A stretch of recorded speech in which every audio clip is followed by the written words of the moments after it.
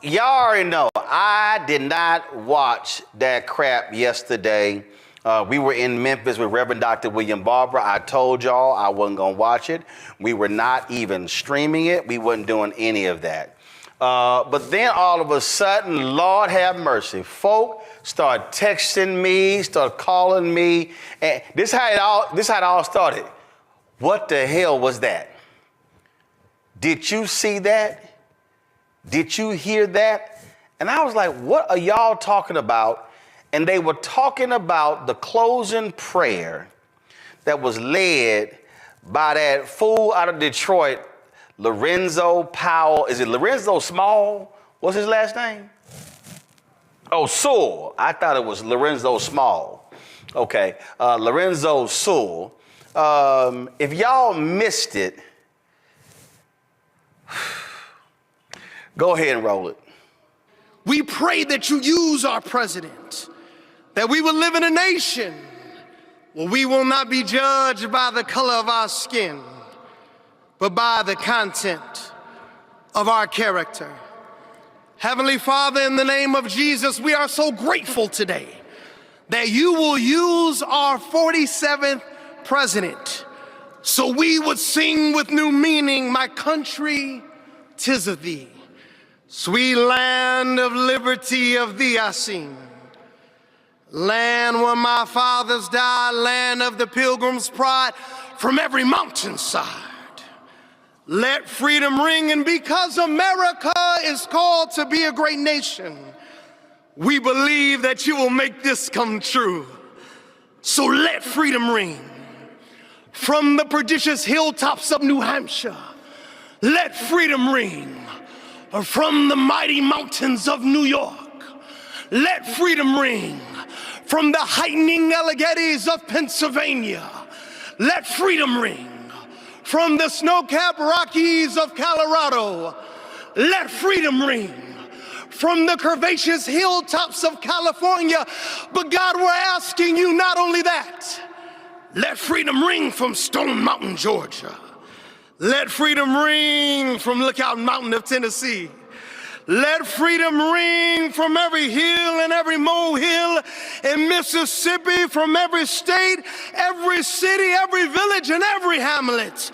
And when we let freedom ring, we will be able to speed up that day where all of your children, black men and white men, Protestant and Catholic, Jew and Gentile, will be able to sing in the meaning of that old Negro spiritual, free at last, free at last. Thank you, God Almighty. We are free at last. If you believe where the Spirit of the Lord is, there is liberty. Come on, put your hands together and give your great God great glory.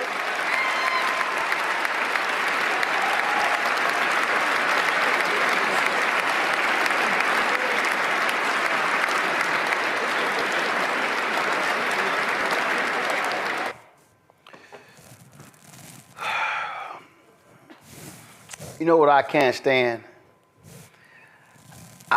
I can't stand, and let me be real clear with y'all, and y'all know that there are certain words I do not use on this show. I don't let people use it, I don't use it.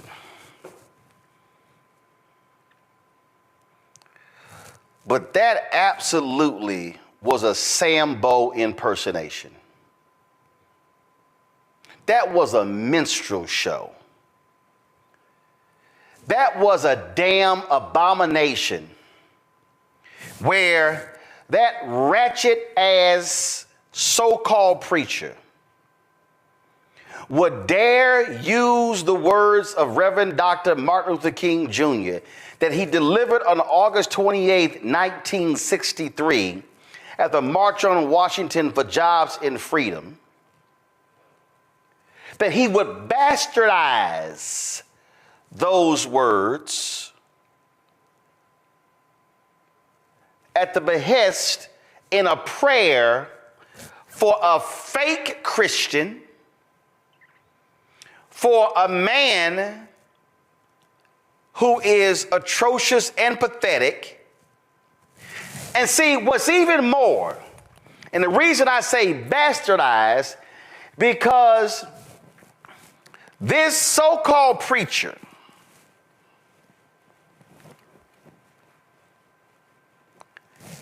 skipped over what King said at the top of the speech.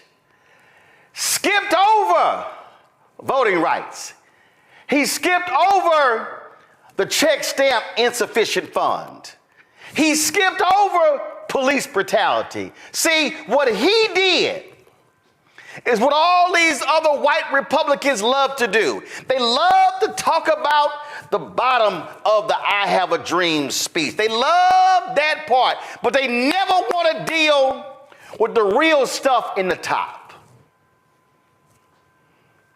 See, they don't want to deal with the reality of what folk are facing. No, what he'd rather do was do some fake ass audition for Juilliard or some acting school by standing there and waving his hands and just all of this.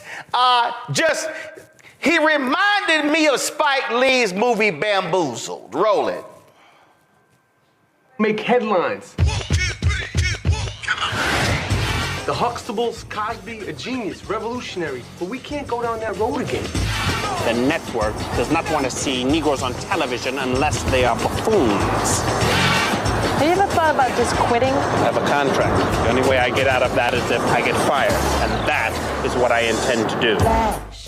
I know you are familiar with minstrel shows, variety shows, like in Living Color. Right. That was dope. Man Tan, the new millennium minstrel show. We're gonna need a little more money for this. This could be bigger than Friends, Ally McBeal, even my boys Amos and Andy. Damn. You're putting white actors in blackface? We're using black actors with blacker faces. Hollywood, Hollywood, Hollywood. This fall. Right on, man. Yeah, great show. You won't believe what's coming to your television. Sleep and Eat and Mantan are lazy and unemployed. Do your stuff. But we are certainly not saying anything about the entire African American community. What's sweeping the nation. And what's coloring the way you see the world. Yo, we can't let this injustice go by, man. Not this time, man. You know what I'm saying? Nah, man. You know what I'm saying? You know what I mean? You know what I'm saying?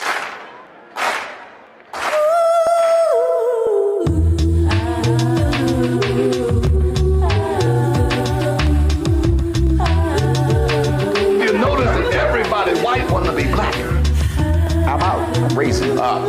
They all act better, sound better. When are you going to come into the light? The light. The light. Your hands are just as bloody as mine. Cousins, I want you all to go to your windows. We talking about revolution. Go to your windows and yell out, I am not gonna take it anymore!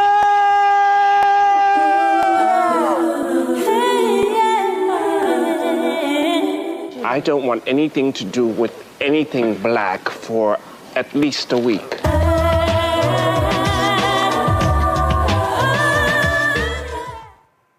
He was Mantan. That's what that was. I'm just out here doing my shuffle for the white folk.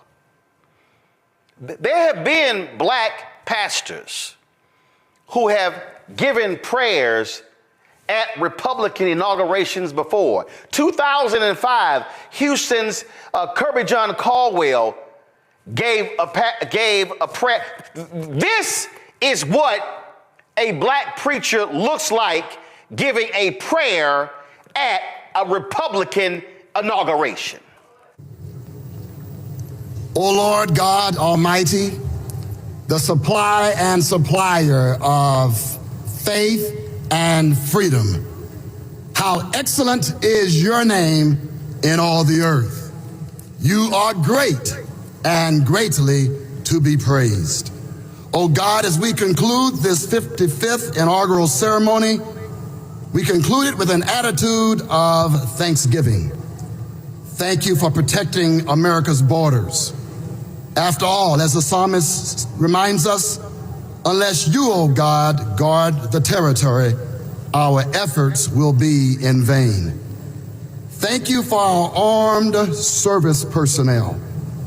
And it is with unswerving thanksgiving that we pause to remember the persons who have made the ultimate sacrifice to help ensure America's safety. Thank you, O God, for surrounding our personnel, their families, their friends, and our allies with your favor and your faithfulness. Deploy your host from heaven so that your will for America will be performed on earth as it is already perfected in heaven. I confess that your face will shine upon the United States of America, granting us social peace and economic prosperity, particularly for the weary and the poor. I also confess, O God, that each American's latter days will be better than their former days. Let it be unto us according to your word.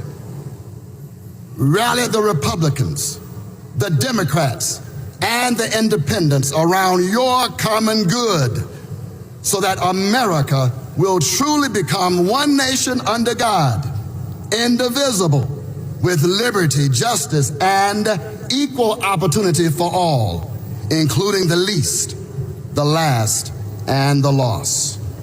Bless every elected official right now.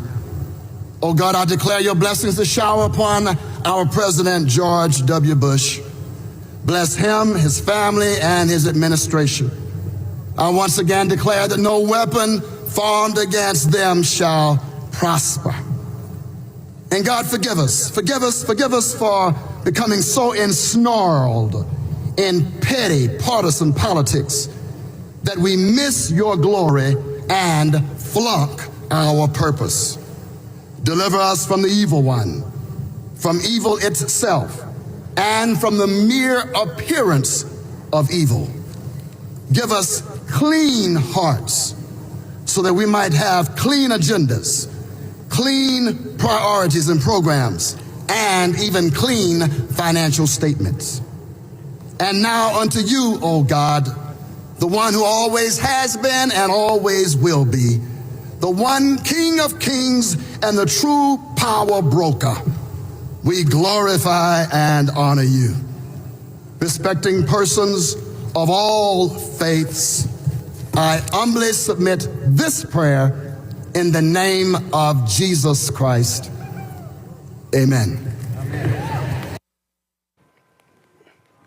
See, that's called a prayer. What we saw by that fool, Lorenzo Saul, was just complete and utter trash. Ben Watson, conservative brother, Ben tweeted this: Lorenzo Saul is a complete disgrace. He should be ashamed of himself. What an embarrassment. He's absolutely right. And y'all, he made it worse. He made it worse because after he stood up there looking like a damn fool with his minstrel show, he then comes on social media to announce he's getting his own coin, his own meme coin, whatever the hell they call them, the latest fraud scam of Trump and his cohorts. Listen to this. I need you to do me a favor right now. I need you to go buy the official Lorenzo Saul coin. I want you to be able to see politics become manifest, not just in a way where we're praying over political gatherings, but where we're seeing us become the hands and the feet of the Lord Jesus Christ. Would you help? Now, y'all notice in that despicable mocking of Dr. King, this in that minstrel show, Lorenzo Mantan Saul made no mention of Jesus and the poor. Lorenzo Mantan Saul made no mention of the least of these. Lorenzo Mantan Sewell made no mention of Democrats and Republicans coming together to do what's right for the American people. No, what he did was give a minstrel performance for the ages to the world. That's what he did.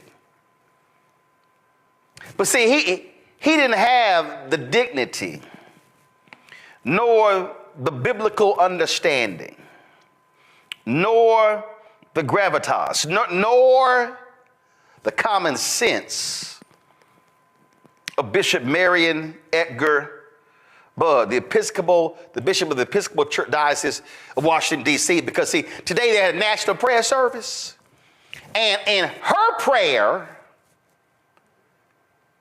this is what she said to Trump and Vance and others assembled in the National Cathedral. Let me make one final plea, Mr. President. Millions have put their trust in you. And as you told the nation yesterday, you have felt the providential hand of a loving God.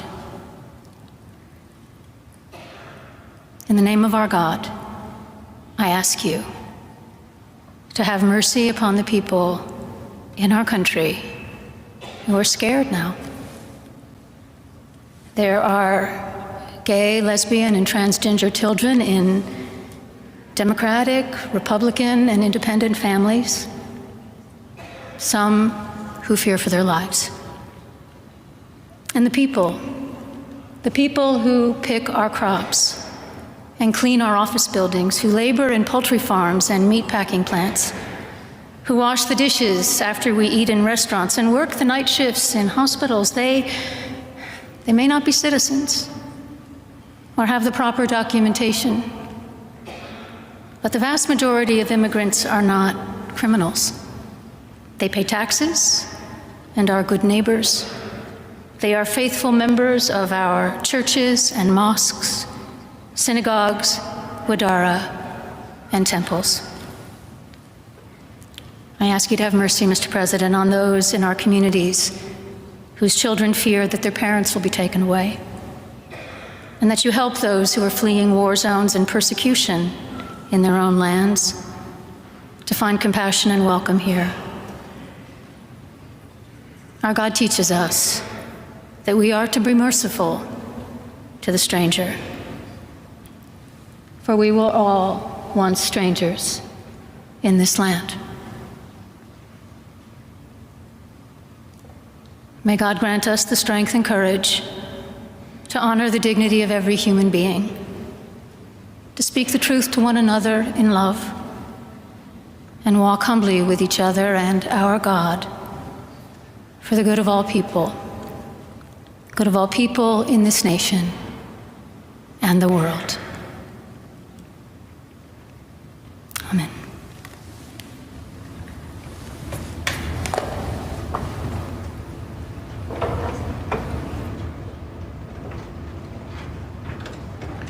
Now I want y'all to freeze it right there. Now I want everybody to watch it, put me in the 2 box. When everybody to watch to understand something, that here's a bishop talking about being merciful, who's talking about the poor, who's talking about the hardworking. Yet, she's talking about immigrants. She's talking about all of it.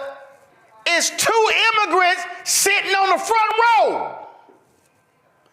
Trump's wife, Vance's wife. Go to full screen of them. That's 2 immigrants sitting on the front row. Sitting behind him is his son.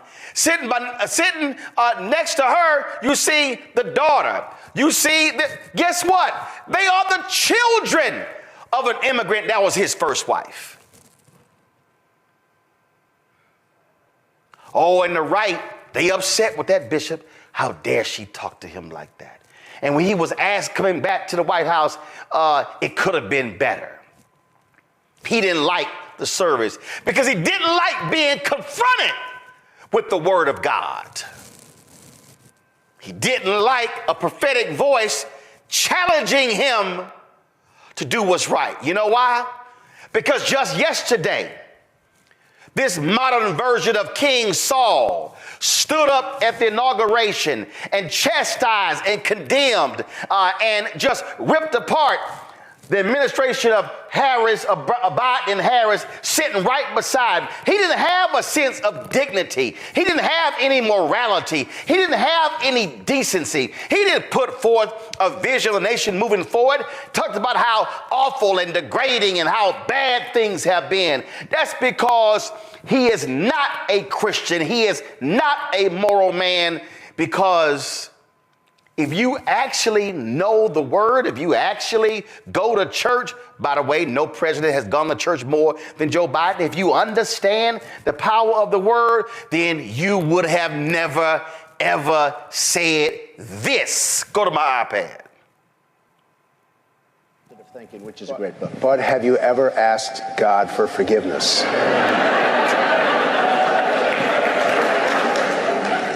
I'm not sure I have. I just go and try and do a better job from there. I don't think so. I think if I do something wrong, I think I just try and make it right. I don't bring God into that picture. I don't. Now, when I take, when we go in church and when I drink my little wine, which is about the only wine I drink, and have my little cracker, I guess that's a form of asking for forgiveness. And I do that as often as possible because I feel cleansed, okay?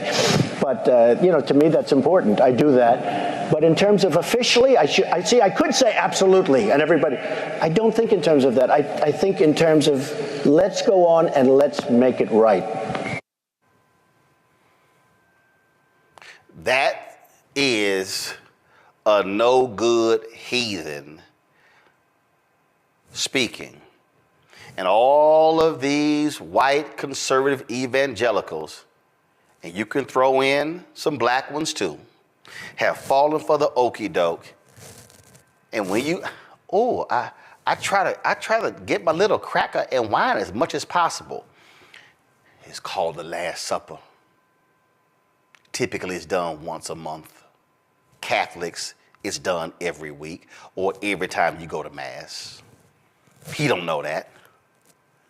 He ain't got no clue. He has no clue about asking for forgiveness and mercy. He has no understanding of grace. He doesn't know anything about Jesus dying for all of our sins, because that man ain't no lover of Jesus. He is an absolute demonic individual who is he's an agent of Satan. And I told y'all before, if you really want to go biblical, see, really what we're dealing with, Donald Trump is King Saul. The people of Israel have been freed, and God said, I got y'all. They said, oh no, everybody else got a king. We want a king. God said, what's up? I got y'all. No, we want a king. So he said, Samuel, okay, go ahead and give him a king. But let me tell y'all what your king is going to do to you. Let me tell you how he's going to treat you, how he's going to abuse you, how he is going to screw you over. That's all biblical if y'all go read 1 Samuel. And so then Samuel goes and he looks at the sons and he chooses the tallest and the most handsome one. And what does that punk do? He runs off. No, you can't run. I'm picking you as the king. And he was evil. Tried to kill David. Tried to break up the relationship between David and Jonathan. Donald Trump is King Saul. Because you know what America said? We want a king. Oh, we want a king. Can we give us a king? Give us a king. So in his speech, I think that God saved me from the assassination because God wanted to make America great again. No, I think it's a little different, Don. I think God said, America, I'm going to give y'all the desires of your heart. Now, biblically, it does not mean that the desires of your heart actually means it's good. It means God will give you the desires of your heart. So America said, we don't care about January 6th. America said we don't care about his ethics. We don't care about him grabbing women by their vagina. We don't care about his mistreatment. We don't care that he didn't pay people, businesses who did work with him. We don't care about the lawsuits. We don't care about the lying. We don't care about the mistreatment. We don't care about the degrading rhetoric. We don't care about none of that. We want a king. What did he say? Day one, I'm going to be a dictator. Well, we've already seen that. But when you stand before the world to give a closing prayer, and then what you do is literally prostitute the words that Dr. King spoke, you actually thought you were preaching. You actually thought, Lorenzo Mantan Saul, that you were praying. No, what you were doing was you were pandering. You were posturing. You were presenting yourself to America as America's lawn jockey.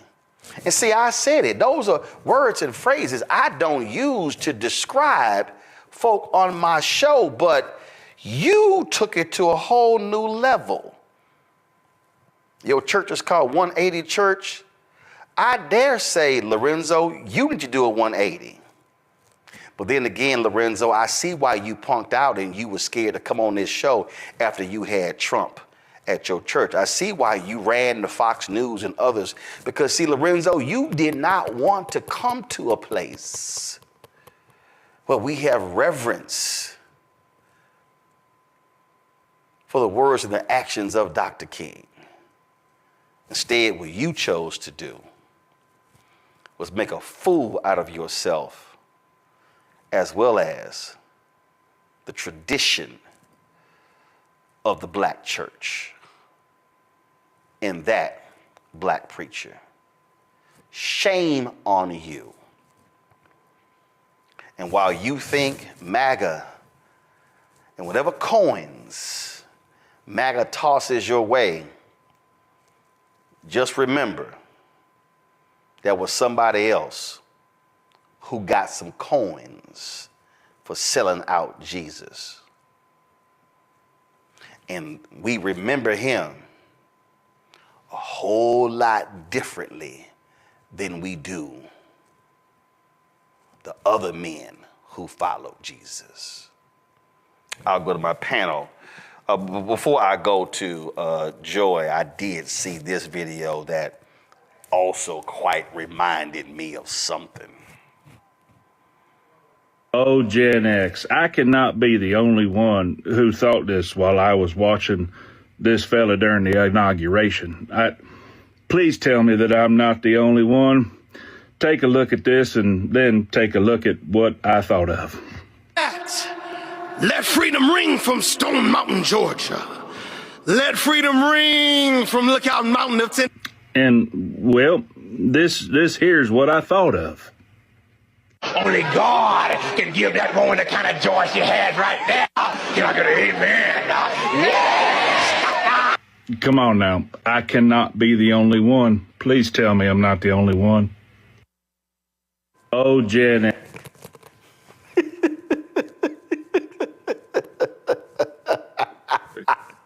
Go ahead, Joy. That's gonna be funny. I thought of that too.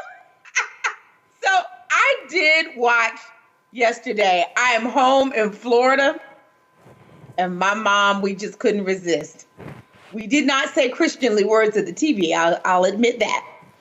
But when the pastor came on, I just couldn't believe that I knew that he was engaged in a grift. I didn't know about the coins until afterwards. But I knew, I was like, if he's engaged with Trump, there's a grift involved. There's money involved. There's some effort to defraud and confuse and befuddle and to make some money off of this engagement. It was the worst acting ever. And I've seen a lot of bad acting. I just couldn't believe it. And a bastardization of religion. Just so embarrassing. And they laughed at him. That's what's so great. Stop looking at him. Look at the people behind him. They were laughing at him. J.D. Vance's wife was also, she had my face. It was confusing, and obviously he didn't read the room. I mean, none of those people appreciated what he was doing. Even they knew it was off. And Black Republicans, you can be a Black Republican. I love that you juxtaposed with the Bush first inaugural. Think about how divided we were even at that time. But we didn't have a Black preacher come on and make a complete mockery of himself, a performance. And so we know that this person is not any kind of true man of God. He couldn't possibly be and have done all of that. The person we should be focused on is the bishop who spoke today. She is a reminder of what religion should be, what it can be. And frankly, Donald Trump should have expected that some minister was going to speak directly to him. And I wasn't even as appalled at Donald Trump's face during the prayer breakfast, but J.D. Vance's face. He was looking around. He was obviously... No, he was looking down at Trump like, oh my Lord, she's saying to you, you gon', I can't believe, he was mad. He was mad. Power, first of all, Joy, here's what these folk don't understand. Well, they don't understand, I'm gonna pull Jonas here. The purpose of a preacher is to convict those sitting in the pews. They're not supposed to be there to affirm you. The preacher is supposed to use the word to challenge you and to call you into question and to call you to do better when you leave. And all of these right-wing folk, Joe, are mad, upset. Oh, take their 501c3 status. How dare she talk that way? Because she talked the way a preacher is supposed to talk to power. Yeah, that's right. I mean, that's the way Martin talked to power, right? And we whitewash how this country, as a country, we whitewash how we felt about Martin as if he wasn't killed violently, which he was. And so, a preacher is always going to call us to our highest purpose, to our highest morals, and they'll use the word actually to do it. So it was a bastardization of Dr. King's words to take his favorite parts of the speech, but not the other parts that really call into question what it is that's going on with those that are the least of us, right? And it's bad when you be sitting there and your eyes are closed to start, and at some point you just kind of got to open your eyes and be like, what in the world is going on here? And they were all doing the best they could to keep from busting out laughing, because this thing was really a clown show. It was a performance, and not a very good one. And it's not one that glorified God. It's not one that lift people up. All it did was, kind of kiss the president's behind, for lack of a better term. And so he sold himself out. But, it's probably not the first time he's done it. Probably won't be the last time. And since he was on minutes later talking about getting a commemorative coin, what his purpose is. And so the ministry yesterday did the right job. She did the right thing in terms of speaking to what it is that is supposed to be arisen out of us, our best instincts, reminding you this is the standard. You are in power and you have a position, and you have an ability to do this. And there'll also be accountability for not doing it. But that's another thing that the people that seem to be so excited that Donald Trump won, the evangelical types, the Christian types, or whatever else, they're not tripping off him not putting his hand on the Bible. Let Obama not put his hand on the Bible when he was swearing, I knew he was a Muslim and this and that and everything. Hell, they got mad at him over a flag pin. Right, yeah. And a tan suit.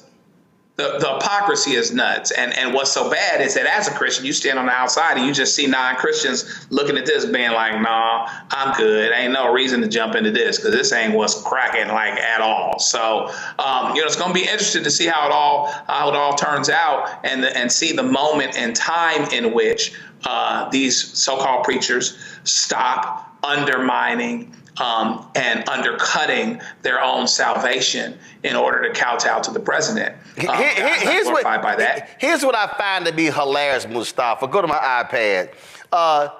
This fool he did an interview with a bunch of different people yesterday, and he said, quote, if you take politics out of the Bible, you have no Bible.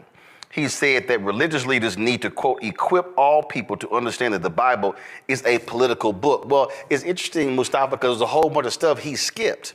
There's a whole bunch of stuff he didn't want to bring up. And see, again, what offends me is that you want to quote Dr. King on MLK Day, and you want to talk about content of character and all that stuff and from the hills and all that, but you skipped over the thesis.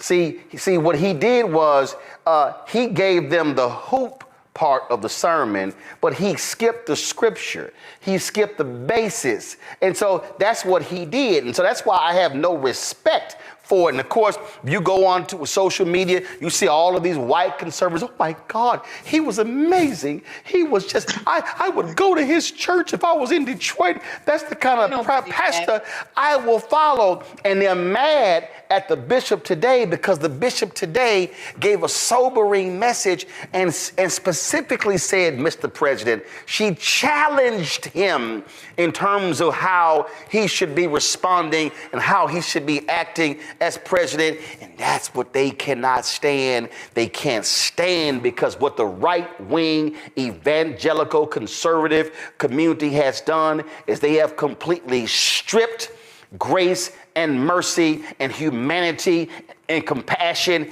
and care from the Bible. And instead, what you get, Mustafa, is vitriol and hatred from these individuals. And then if they do talk about grace, it's what Dietrich Bonhoeffer called cheap grace, which that they ask for. And so these folk want to hold themselves up to be somehow the paragons of virtue, the individuals who we understand and we represent the true body of Christ, when you have these fake frauds like Franklin Graham, who would rather ask for forgiveness of Donald Trump, who's cheated on all of his wives, who's cheated in business, who's cheated in money, yet he didn't question the Christianity of President Barack Obama.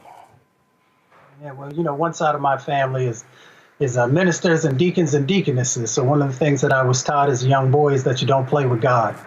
And the bishop and her demand to the president was saying, don't play with God. You've got this second chance. Sometimes God gives us the opportunity to be better, do better.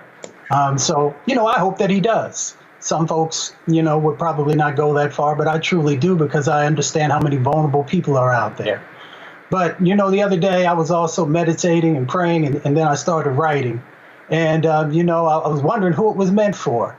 And the first stanza, I guess, is actually for Reverend Saul. When I said all skin folk ain't kinfolk. Some grin for the win. Tap shoes clacking, backroom dealing, soul on auction, truth revealing. Dollars fold, but integrity bends. When devils pay, some friendships ends. So, I hope that he will realize the opportunity that he has. He's going to continue to have some form of a platform. I hope that platform will be focused on our most vulnerable communities, on folks who are looking for some grace, who are looking for some protection, who are looking for some opportunity. And I hope as a minister that he would understand that is the roots that he's supposed to come from, and that he will continue to share that message if he has the ear of the president, that he needs to do better with this second opportunity that he has, not the second opportunity at the presidency, but that second opportunity to actually be able to breathe in some air, to have a heartbeat continue on. There's I would not play with God if I had those types of situations. I wouldn't play with God anyway. But, we'll see how it all plays out. Hello, I'm Isaac Hayes III, founder and CEO of Fanbase. And right now, we're accepting investors in our $17 million round to revolutionize the future of social media. Today, for just $399, you can own 60 shares of stock in Fanbase at $6.65 a share. Go to startengine.com/fanbase and invest today. While the big platforms have grown too massive and disconnected from their users, Fanbase is building a platform where creators and users truly come first. We've already raised $4.8 million from everyday investors who believe in this vision, and now you can join them. This is your chance to invest in a social media tech company with over 1 million users that is disrupting media by allowing anyone to reach all of their following and monetize their content from day one. The market is changing, big platforms are failing to serve their users, and Fanbase is stepping up to fill the gap. Don't wait until it's too late. Invest now. Invest for yourself and your future. Go to startengine.com/fanbase and own the future of social media.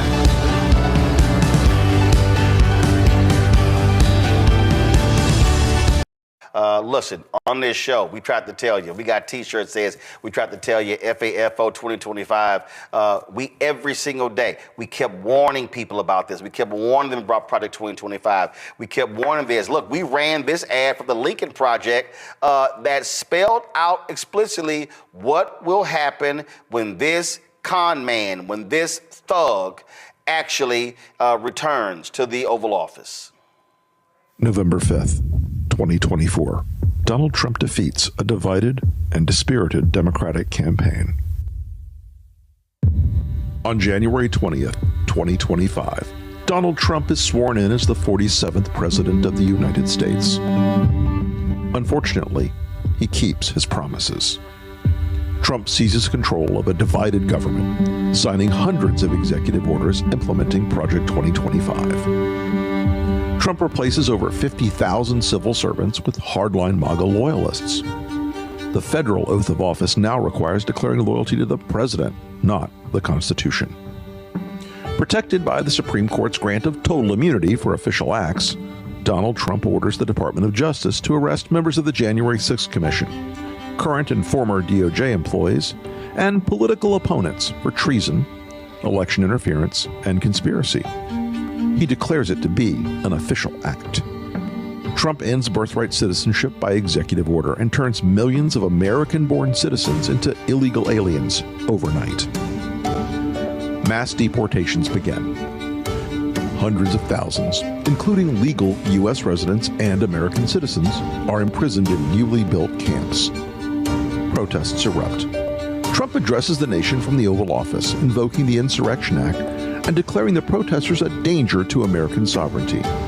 He orders the National Guard to use deadly force to suppress the protests. In the wake of the bloody violence, Trump declares nationwide martial law, awarding himself new powers under the freshly signed American Sovereignty Protection Order, which defines protest of immigration policies as non-protected speech and a threat to national security. Governors in New York, California, Illinois, and elsewhere declare their opposition, promising to refuse compliance in their states. Trump orders their arrests. Trump pardons every January 6th attacker, including those who assaulted the police, and in a White House ceremony issues a new presidential medal honoring them. Many are given jobs in his administration. The Department of Education is renamed the Department of American Values and mandates a nationwide Christian nationalist curriculum for all schools receiving federal aid.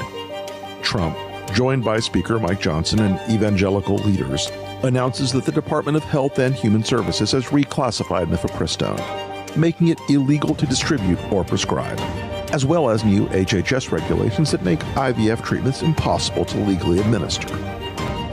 Trump reverses one campaign promise by declaring a national abortion ban by executive order. Challenges to his authority are rejected by the Supreme Court, which has seen new appointments from Trump after it was expanded to 12 justices. He signs an executive order removing abortion records from HIPAA privacy regulations and announces a new federal data sharing program so states can monitor women's periods. Thousands are detained while crossing state lines under suspicion of seeking an abortion. Trump's acting Secretary of Defense, a disgraced ex-general, fires over 400 generals and admirals, leaving the military leaderless. Other Trump appointees purge the ranks of the CIA, FBI, and Department of Justice. By executive order, Trump withdraws the United States from NATO and ends Pentagon cooperation with Ukraine. Russian tanks enter Kyiv. Vladimir Zelensky is killed. It is announced that Trump will run for a third term, claiming he was unfairly cheated in the 2020 election. His Supreme Court ultimately agrees with this interpretation, paving the way for Trump's 2028 re-election. If you hear all this and believe it isn't possible, then ask yourself, what did you believe was impossible just 8 years ago? This isn't a fantasy. It's Trump's plan, and he's counting on you to believe it couldn't happen. Again, we tried to tell you these things were going to happen. We told you this man was petty. We told you he was shameful. We told you he was pathetic. And guess what? Some of y'all still voted for him. And so for the people who are like, oh my God, I can't believe this. Why? The thug literally said it. He signed a series of executive orders, getting rid of all DEI. I just sat here and read, just hold on. I just sat here and read a tweet, y'all, that was unbelievable. It said, buried amidst all of the, this is Senator Tina Smith. She said, buried in the flurry of executive orders last night is one that halts all funding from the bipartisan infrastructure law. Yes, the law that Republicans and Democrats came together to pass that fixes our roads, modernizes old bridges, makes drinking water safer.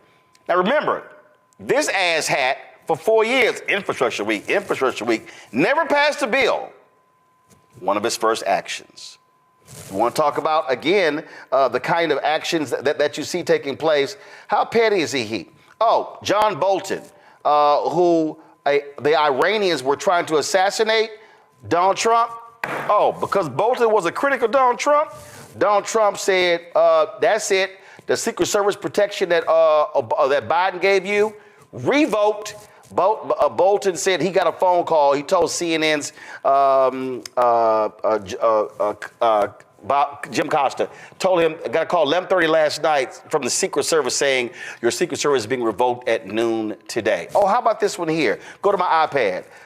Just 10 days ago, this portrait, let me restart it. This portrait of General Mark Milley, okay?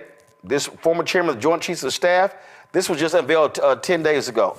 Guess what? Moments after the swearing in, rejected, taken down. That's right.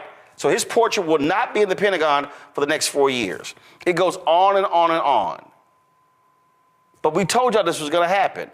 And guys, the lower third is wrong, because we tried to tell you, not you. We tried to tell you.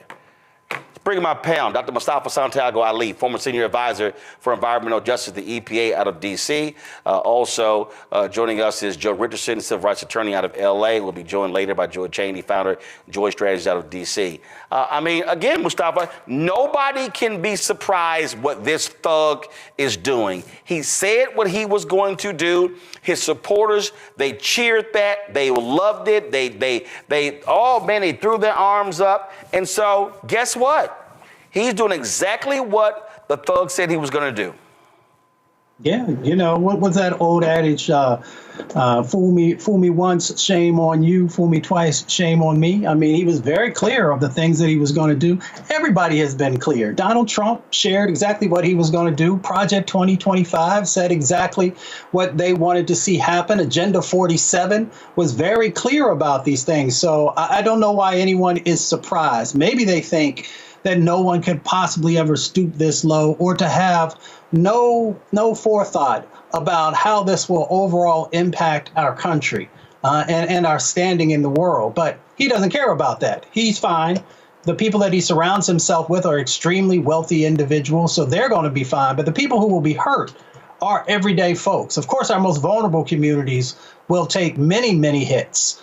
We will lose lives. Folks will get sick. They'll end up losing homes, all these different types of things. But the people who think that they won't be impacted, everybody's always like, well, that could never happen here. And then it does. And what you'll find is that those folks who are in the middle class, they will also have huge amounts of impacts that are going on because they didn't pay attention and because they thought it was the others who would be the ones who would have to carry the weight for the, the various things that Donald Trump has already said he's going to do through his executive orders and the things that are coming day after day after day. So, unfortunately, you end up getting what you don't, what you don't vote for or what you vote for. For those who sat on the couch and didn't vote, you get it too. And for those who actually went out there and cast their vote for somebody who's told you that he doesn't care about your communities and he doesn't care about the future for your children, now you've got to actually deal with that as well. Joe? Yeah, I mean, you're in, you kind of bought this. This is what you bought. My mom used to say, you made your bed, now you get to lay in it. And so, you have a situation where there's all kinds of things that the president could do to seek to exact revenge. There's no discussion, if you'll notice, about prices, the things that actually people, well-intentioned people, they got it wrong, but well-intentioned people were hoping that he'd do. No indications related to that. If anything, it's the opposite. What's the point of stopping funding from the infrastructure law? Maybe just despite that Biden got it done, but he didn't. What's the point with, letting all of these folks off related to this insurrection? Just letting the folks off that went along with him and did basically what he told them to do. And so, this is just the beginning. And you're going to have to kind of, fasten your seatbelts because there's no way that the things that he is doing are not going to affect regular people. There's no way that you could actually think you could actually stand next to Donald Trump, whether you're the administration or whether you are a citizen that voted for him, and really think with certainty that he would never do something that has the potential to hurt you, if not devastate you. And that's just kind of where we are, and people are going to have to find out the hard way. Oh yeah, they're gonna find the hard way. And again, I'm not shocked when it went down yesterday. It's not like people were texting me and group chats. They were going, all 1,500. I was like, oh yeah, sweeping pardon, full, absolutely. And Lincoln Product is right. Oh, don't be shocked if this man invites them to the White House for a big lawn party. Don't be surprised. Hell, he might literally give all of them the Presidential Medal of Freedom. I wouldn't put none of that past him, Mustafa, because this is his army. These are his thugs. This is his militia. And people need to be concerned because what he's saying is, if people do harm in my name, I'm going to hook them up. Well, he's got to feed the base, right? So, he's got his soldiers, right, that are out there. These folks, these insurrectionists, so of course we know are domestic terrorists. He has got to continue to feed the base. So, congressional medals, but he's got to also continue to do the most outrageous things because that is what they signed on for and what they expect from him.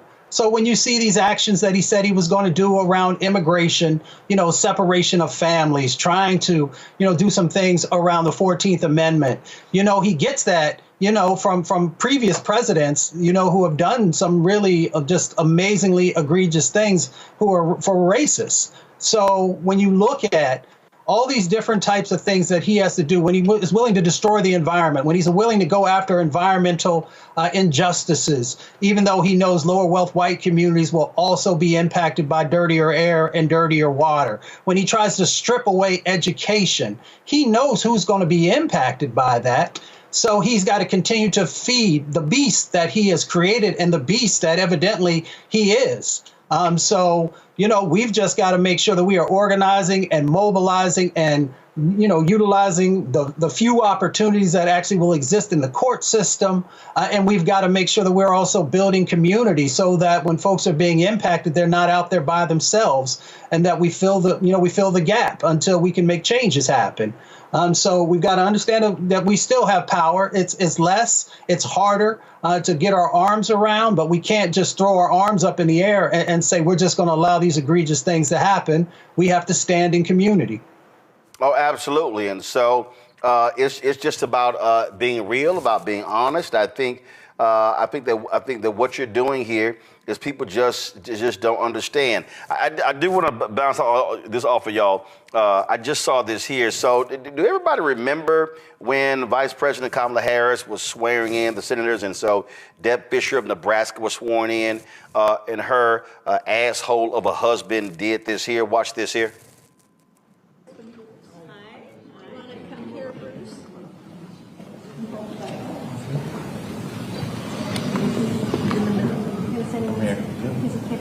In the middle, scoot over a little. No. It's okay, we're white. We're gonna fight. Don't worry. Okay. We're ready. Okay. Do you solemnly swear to support and defend the Constitution of the United States? Thank you. Congratulations. Thank you. Thank you for your work. Thank you. Congratulations to you. Thank you. Okay. You're welcome. Okay, sure. Okay. That way, just a little bit. There you go. Thank you so much. Ready? 1, 2, and 3. Hold it. Ready? 1, 2, and 3. Thank you very much. Thank you. Okay. And of course, he was just quite arrogant, not even wanting to shake her hand, walking off. Well, CNN's Edward Isaac Dovere posted this here. Give me 1 second. Let me close this box. I saw this story and I said, ooh, I just love this here. Headline, go to my iPad. At White House tea, Imhoff rebuffed the man who didn't shake Harris's hand. It said here, at the ceremonial tea at the White House before the motorcades head to the U.S. Capitol, the former second gentleman, Doug Imhoff, refused a handshake from Bruce Fisher, the husband of inauguration co-chair Nebraska Senator Deb Fisher. A person familiar with the interaction tells CNN. The tense moment came after a violent exchange, blah, blah, blah, blah, blah. It says, let's see here. It was still on Imhoff's mind on Monday. Why would you try to shake my hand, he told Bruce Fisher, when you wouldn't shake my wife's hand? It says the vice president and the senator were not involved in the interaction, even though Bruce Fisher did later make his way back over to apologize, the source told CNN. And by the time they headed to the car to the Capitol, tempers had cooled, and there was a cordial conversation which touched on golf, among other things. I'm with Doug 100%, Joe. Your punk ass disrespect my wife? No, I ain't shaking your punk ass hand. Doug, listen, Doug is a real one. You remember when they were on the stage that time, that person walked up to him, and you saw the look on Doug's face. Doug was looking like Thug Life. He ran up there in front of the security. So, Doug is down for his wife now. I love me some Doug now. But this is what lets you know kind of what you're dealing with. You've got this man who would actually have enough nerve not to even shake the vice president's hand, and then go to her husband like everything is everything. No problem at all. So he doesn't even see them as one. He doesn't even see them. He doesn't even see them as God would see them, right? Those of us that are church-going folk, and I give you 10-1, he showed up at church on time on Sunday. I bet you, okay? So this lets you know kind of what we're dealing with. But I'm glad that Doug was down for his wife like that. That's the way we all should be. The only thing I guess he could have done is, I guess he could have punched him or something, but he was acting cool. But he asked him, why would I shake your hand when you wouldn't shake my wife's hand? So I appreciate that, but it lets you know what it is that we're dealing with. You try to do things. This woman's been vice president for 4 years. She's done what she's done professionally. She's probably forgot more about politics than this man knows. And this man somehow believes that he shouldn't be shaking his hand and shaking her hand and embarrassing his wife that way. Here's my whole deal, Mustafa. I ain't down with the bullshit. That's how you want to roll now, bro. You ain't come and shake my hand. It ain't gonna happen. See, that's what I'm talking. I just don't believe in normalizing this crap. I don't believe that you get to show your ass and I then have to be the one, it's decorum and the way things are supposed to be. Nah, Mustafa, those rules are gone. Those days are gone. These people, just like Trump sat here, apparently he called inspirational the letter that Joe Biden left him in the drawer. Did Trump leave a letter for Joe Biden? When Trump came to the White House, oh, I'm sorry, I don't recall that meeting taking place after the election in 2020. Oh, Trump's punk ass, along with Melania's trifling ass, didn't even come to the inauguration. See, I'm sorry. Look, there are other people who are like, oh no, from a president, it's the institution. We must do these things. No, Obama and Hillary Clinton and Bill Clinton coming to the inauguration, and Trump's old trifling ass people are booing them from the rafters. Gross disrespect. These folks don't show respect, but always want somebody to give them respect. Yeah, that's because folks let them punk them all the time. You know what time it is. I mean, if you grow up in the streets, you already know if you let somebody punk you one time, they're going to come back and do it again and again and again. And each time they're going to try and take more of your dignity, more of your soul, more of your resources, whatever it might be. And that's why I appreciate Michelle Obama, because she said, you know what, I'm not even dealing with this foolishness. If y'all want to go ahead and play them silly games, then you go right ahead.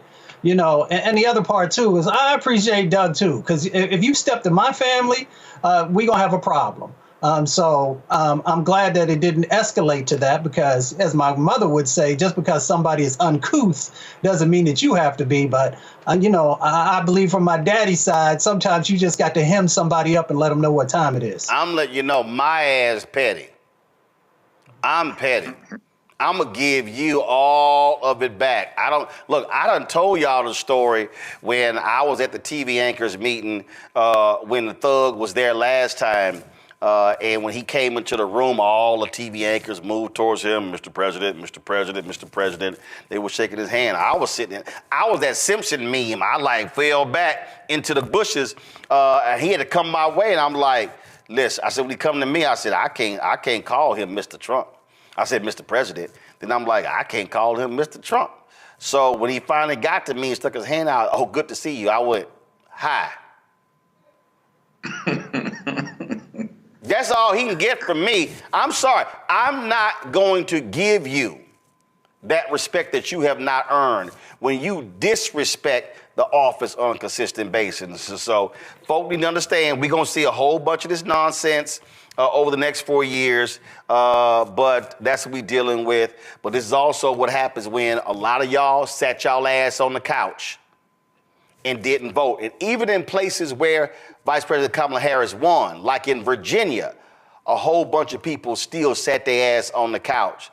So that's why we got these shirts right here. We got them made up. I'm gonna wear the shirt tomorrow. Go ahead and pull the graphic up. That's right there. It said, don't blame me. I voted for the black woman.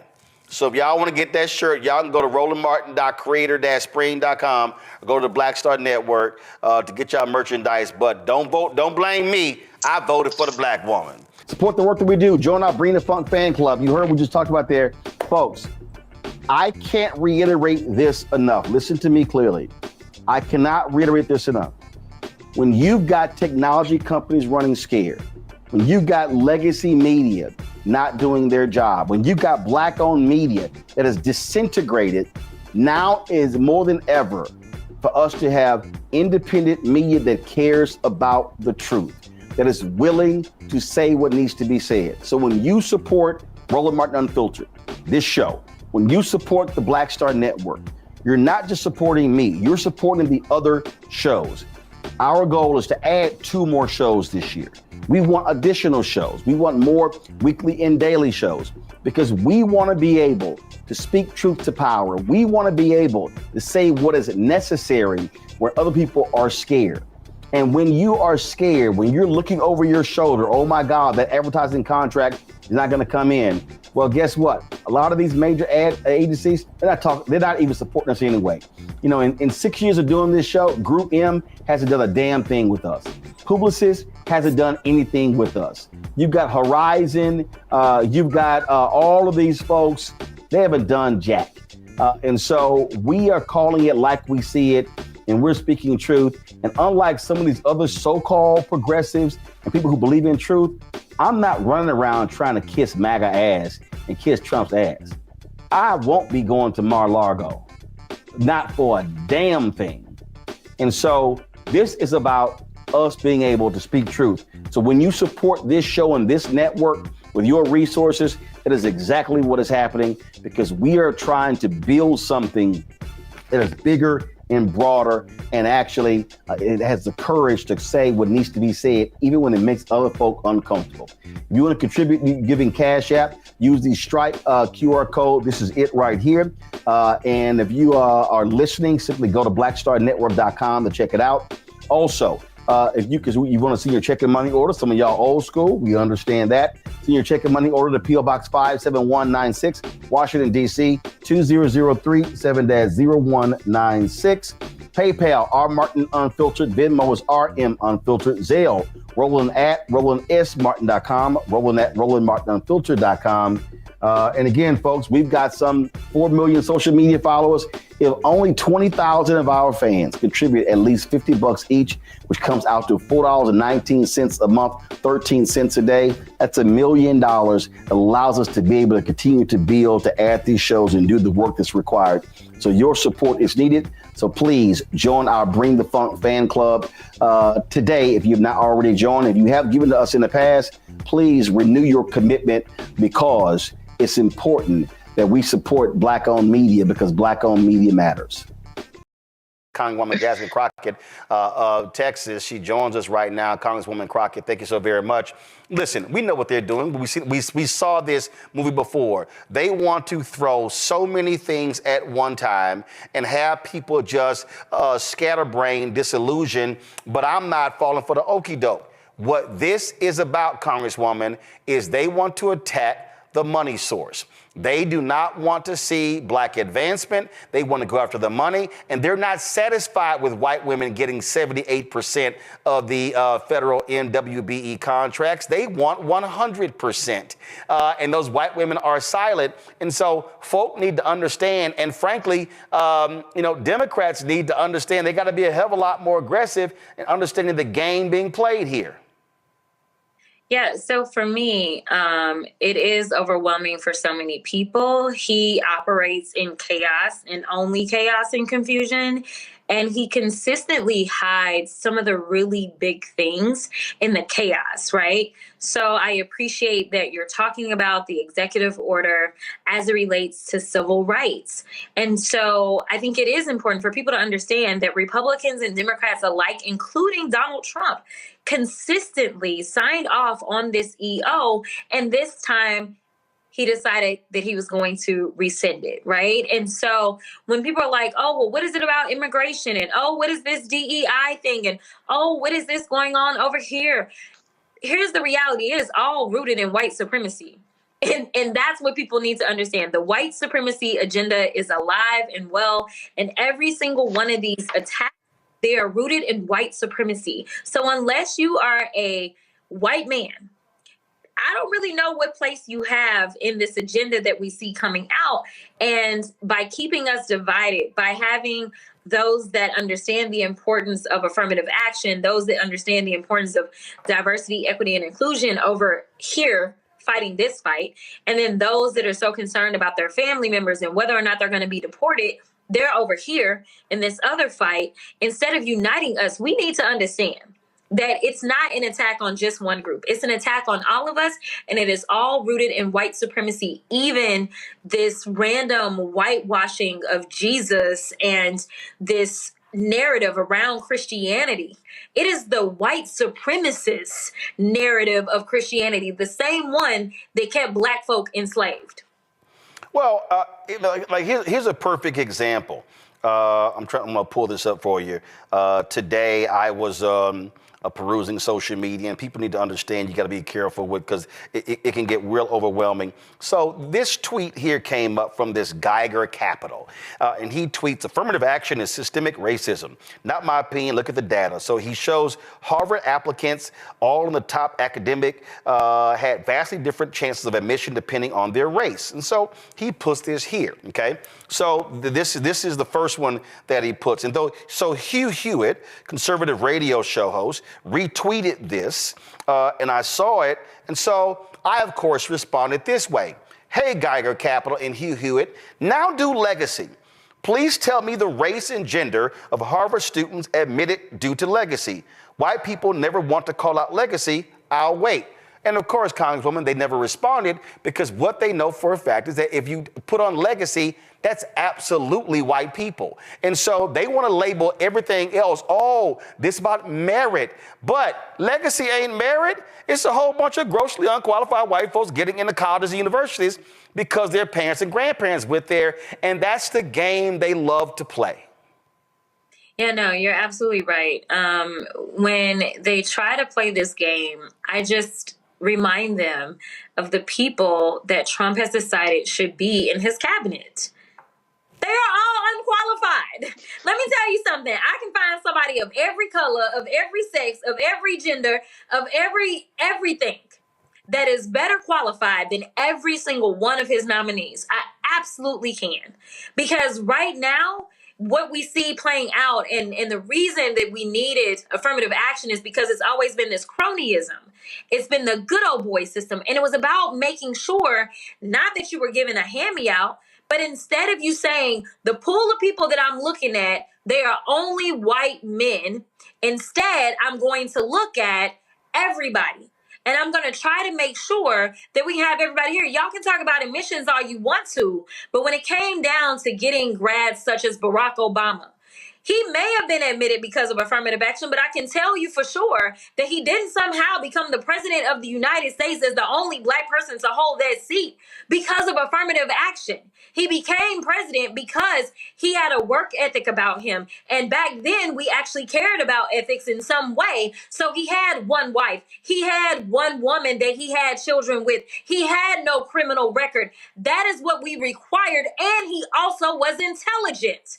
Yes, it may have been affirmative action that got him there, but it wasn't affirmative action that was going to keep him there. So whether or not we get a chance is all it's about, is making sure that you will say. It's basically like I've been talking about, we need to take up the ban the box legislation, which is legislation that I filed on the state level. Well, considering the fact that we have a 34-count convicted felon that is sitting in the White House, arguably the most prestigious job that you can have in this country, and he just happens to be a felon. I don't know why somebody can't get a job at the Walmart because we refuse to ban the box on the application. That's honestly what it is. What it is literally saying, I am going to consider you even if this is your record. What it is saying, I'm going to consider you even if you aren't a man. I'm going to consider you even if you don't happen to be white. That is all it is. It's opening up the consideration and giving us a chance. But at the end of the day, just like any other black person will tell you in this country,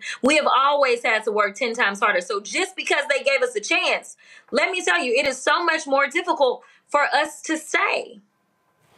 Last question for you. I know you have lots of other things to do. It's been already a very long day. When it comes to Democrats, and listen, you tried to become chair of the Democratic Policy and Communications, whatever the title of that committee is, and I can tell you, here we are almost at the end of January, and look, very limited opportunities that we've heard from Democratic groups, DNC, from House, Senate, or whatever. And I'm just trying to understand, after the shellacking that took place in November, after we saw what happened, how Republicans utilize independent media, streaming shows, things along those lines, are Democratic leaders going to wake up and realize this is a communications war and paper press releases ain't gonna cut it? I don't know.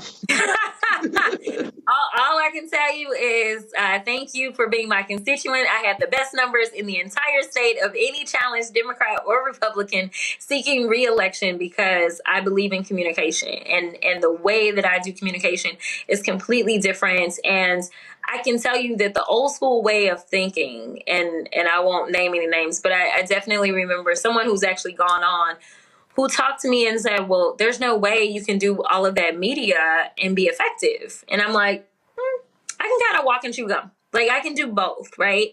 There is a sentiment, seemingly from old school Democrats, that you kind of keep your head down and you just do the work. And I do want to be clear. We absolutely need to do the work. But if no one knows what you've done, really, what was the point? Right? And so that's where I see it differently. And I try to explain to people, it's kind of like a teacher. When teachers walk into a classroom, they should understand that people will be better learners in different ways. Some people are auditory, some people are visual, some people are going to be hands-on. And so what does that mean? It still translates even when these children become adults, that some people just take their information in different ways. And so we need to know that they take them in different spaces and in different forms. And we need to make sure that we're prioritizing all of them. And right now is when we should be communicating a lot. You shouldn't wait till election time. I mean, you know, we all seen what I call the Chitlin circuit, right? When it's election time and everybody comes to the black church. Like, why can't you come when it's not election time, right? Like, come tell us what you've been doing so that we know, and literally you stay ready so you don't have to get ready. And right now, I feel as if I really am about to experience what Shirley Chisholm went through and what Barbara Jordan went through and what so many others who were first went through as they were trying to break through the noise, but they were doing it in a time in which people at least had some kind of ethics about them. Ethics is out the window. Right versus wrong is gone. Yep. Like, it's all out the window. And so, you know, if we don't tell our stories, then somebody else is going to co-opt those stories and is going to tell them for us. And we will be back here in 4 years or in 2 years or whenever talking about we don't understand why we lost again. Yep. I keep saying that Democrats are playing a political game that no longer exists. And so they want to play by a set of rules, and Republicans are like, what rules? We're just going to create whatever we want to do, and y'all can suck it up. Congresswoman Crockett, keep swinging. We appreciate it. Thank you. Thanks a bunch. Support the work that we do. Join our Bring the Funk fan club. You heard what we just talked about there. Folks, I can't reiterate this enough. Listen to me clearly. I cannot reiterate this enough. When you've got technology companies running scared, when you've got legacy media not doing their job, when you've got black-owned media that is disintegrated, now is more than ever for us to have independent media that cares about the truth, that is willing to say what needs to be said. So when you support Roland Martin Unfiltered, this show, when you support the Black Star Network, you're not just supporting me, you're supporting the other shows. Our goal is to add 2 more shows this year. We want additional shows. We want more weekly and daily shows because we want to be able to speak truth to power. We want to be able to say what is necessary where other people are scared. And when you are scared, when you're looking over your shoulder, oh my God, that advertising contract is not going to come in. Well, guess what? A lot of these major ad agencies, they're not even supporting us anyway. You know, in 6 years of doing this show, Group M hasn't done a damn thing with us. Publicis hasn't done anything with us. You've got Horizon, you've got all of these folks, they haven't done jack. And so we are calling it like we see it, and we're speaking truth. And unlike some of these other so-called progressives and people who believe in truth, I'm not running around trying to kiss MAGA ass and kiss Trump's ass. I won't be going to Mar-a-Lago, not for a damn thing. And so this is about us being able to speak truth. So when you support this show and this network with your resources, that is exactly what is happening, because we are trying to build something that is bigger and broader, and actually it has the courage to say what needs to be said, even when it makes other folk uncomfortable. If you want to contribute giving Cash App, use the Stripe QR code. This is it right here. And if you are listening, simply go to blackstarnetwork.com to check it out. Also, if you want to see your check and money order, some of y'all old school, we understand that. See your check and money order to P.O. Box 57196, Washington, D.C., 2003 7-0196. PayPal, R. Martin Unfiltered. Venmo is RM Unfiltered. Zelle, Roland at RolandSMartin.com, Roland at RolandMartinUnfiltered.com.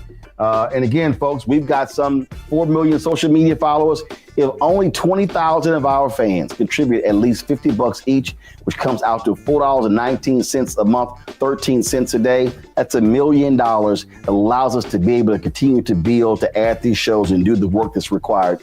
So your support is needed. So please join our Bring the Funk fan club today. If you've not already joined, if you have given to us in the past, please renew your commitment, because it's important that we support Black-owned media, because Black-owned media matters.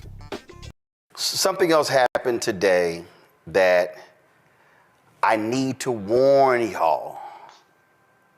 So Donald Trump signed an executive order declassifying all of the papers regarding the assassination of President John F. Kennedy,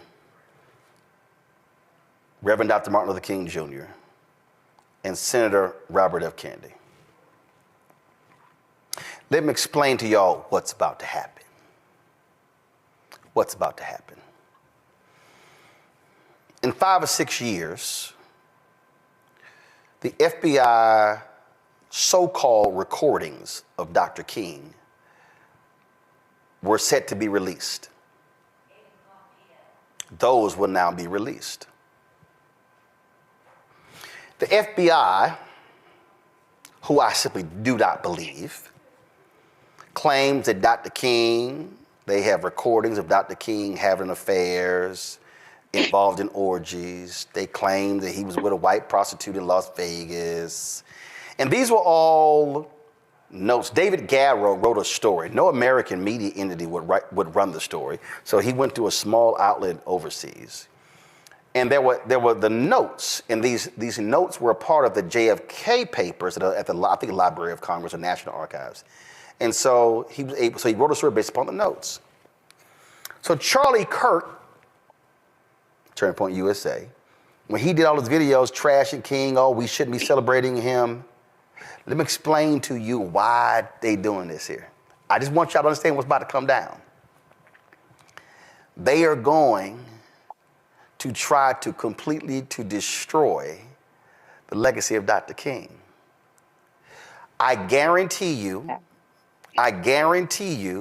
when these papers are released and you get the recordings and all the stuff from the FBI, people are gonna say, take his name off of streets, take his name off of elementary schools. We should not have programs honoring him. We should not have scholarship programs. He was not a moral man. I'm telling y'all, don't think for a second that this executive order signed by Trump, is all about, let's just get at the truth of what happens. I'm telling y'all right now, and let me just be on record right now, in advance of whatever is released. And I'm just gonna say this here, and I remember, and I'm gonna quote my dear alpha brother, Andrew Young, when I asked him this question. I think we actually got it on tape as well in the interview that I did with him in Atlanta, when I asked him about this very thing, and he said, fuck them. Listen to me clearly. Anything that is released related to the private life of Dr. King, who was not a perfect man, no man or woman is perfect. Anything released from the FBI and J. Edgar Hoover and his COINTEL program is full of shit. They tried to get King to kill himself. They doctored tapes. They sent stuff to Coretta Scott King. I absolutely believe nothing, absolutely nothing that comes from this FBI as it relates to Reverend Dr. Martin Luther King Jr. and J. Edgar Hoover's name shouldn't even be on the FBI building here in Washington, D.C., because he was a racist, corrupt, evil son of a bitch. And that should be the reaction every Black America gives when anything comes out about Dr. King released from this federal government and from this FBI. Greg, go ahead. Agree with you. Of course, this is the only reason that these documents are being declassified. We know Robert Kennedy Jr. believes there was conspiracy to assassinate his uncle, and I agree with that in concept. I don't think James Earl Ray killed Martin Luther King, and I don't think those shots came from the grassy the school depository building. And there's a lot of scholarship on it, and people will argue, take sides. But let's be crystal clear about the King files. It is exactly what you said. Now, I will say though that I think John Hoover's name should be on the building because the FBI is a criminal enterprise. I don't think that for the same reasons that the MAGA people think it. I think that it's a criminal enterprise because as a person of African descent, it has never done anything other than attack and persecute and prosecute us. I'm glad to see Leonard Peltier home after decades, but Assata Shakur still can't come back. And so, but that having been said, what you have just said, folk, listen to everything tonight, but listen very carefully to this. We need to brace for this because, I think about some of the most brilliant thinkers, theologians we have, everybody from Jeremiah Wright to Vashti McKenzie. And, that world is a world that is populated by human beings. And we often hold our people to standards that other people don't. And I'm not saying we shouldn't, but I'm saying that we don't allow our people to be human. And Dr. King didn't make it 40 years old. And I'm glad you evoked David Garrow. David Garrow is a first-class researcher. He's done so much important work. Anybody get his book Rising Sun on Barack Obama, you won't look at Obama the same. It always cracks me up when people say, yeah, I'm critical of Obama. And people opening their mouths and have never read one word of one sentence, one paragraph of one page of anything about Barack Obama. You read David Garrow, you look at the whole world differently. And even Jonathan Ives' recent book on King came out a couple of summers ago. But it doesn't displace what Martin Luther King did. Unlike the young girl lover Matt Gaetz, unlike the convicted sexual predator Donald Trump, unlike damn near the whole Republican Party, Dr. King gave his life for everybody, regardless of color. And so I'll just end with this, and I just want to underscore what you said, Roland, and really, really, really support what you said, every word of it. And please, people, when these tapes are revealed, and they're only revealed because they want to take who they think is the champion, the central figure representing the moral standard of African people, which is the only reason there is a funky criminal enterprise called United States of America. Let's be very clear about that. And I don't think that it's going to take a century to claw back, because I don't think the United States is going to be here in a century, not in the current form. Not in its current form. I think it's inevitable. That's why they're pulling out the stops now. Steve Bannon is very clear about this, and I join him shoulder to shoulder and say, you're absolutely right, Mr. Bannon. Y'all don't have another play but this. This is the only play you have, and it's going to fail. It's going to fail. Anytime the damn ADL is supporting Elon Musk, who is openly supporting the AfD in Germany, a damn neo-Nazi party, it's very clear that everybody going for themselves. So guess what? We are too. But when they come for Dr. King and the way they're going to come for Dr. King, any one of you Negroes that runs out and talking about taking down a statue or rejecting Martin Luther King, I want you to keep that same energy for every one of these sexually frustrated, late at night punk deviants who are running this government and running industry. Because if you think you can measure Martin Luther King by a standard and not measure them by the standard, then you are betraying not only our people, you're betraying your own humanity. Support the work that we do. Join our Bring the Funk fan club. You heard what we just talked about there. Folks, I can't reiterate this enough. Listen to me clearly. I cannot reiterate this enough. When you've got technology companies running scared, when you've got legacy media not doing their job, when you've got black-owned media that is disintegrated, now is more than ever for us to have independent media that cares about the truth, that is willing to say what needs to be said. So when you support Roland Martin Unfiltered, this show, when you support the Black Star Network, you're not just supporting me, you're supporting the other shows. Our goal is to add 2 more shows this year. We want additional shows. We want more weekly and daily shows, because we want to be able to speak truth to power. We want to be able to say what is necessary where other people are scared. And when you are scared, when you're looking over your shoulder, oh my God, that advertising contract is not going to come in. Well, guess what? A lot of these major ad agencies, they're not even supporting us anyway. You know, in 6 years of doing this show, Group M hasn't done a damn thing with us. Publicis hasn't done anything with us. You've got Horizon. You've got all of these folks. They haven't done jack. And so we are calling it like we see it, and we're speaking truth. And unlike some of these other so-called progressives and people who believe in truth, I'm not running around trying to kiss MAGA ass and kiss Trump's ass. I won't be going to Mar-a-Lago, not for a damn thing. And so this is about us being able to speak truth. So when you support this show and this network with your resources, that is exactly what is happening, because we are trying to build something that is bigger and broader, and actually it has the courage to say what needs to be said, even when it makes other folk uncomfortable. If you want to contribute giving Cash App, use the Stripe QR code. This is it right here.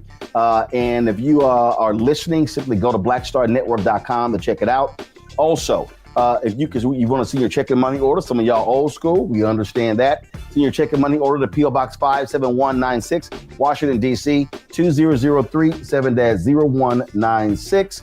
PayPal, R. Martin Unfiltered. Venmo is RM Unfiltered. Zelle, Roland at RolandSMartin.com. Roland at RolandMartinUnfiltered.com. And again, folks, we've got some 4 million social media followers. If only 20,000 of our fans contribute at least $50 each, which comes out to $4.19 a month, 13 cents a day, that's $1 million. It allows us to be able to continue to build, to add these shows and do the work that's required. So your support is needed. So please join our Bring the Funk fan club today. If you've not already joined, if you have given to us in the past, please renew your commitment, because it's important that we support Black-owned media, because Black-owned media matters.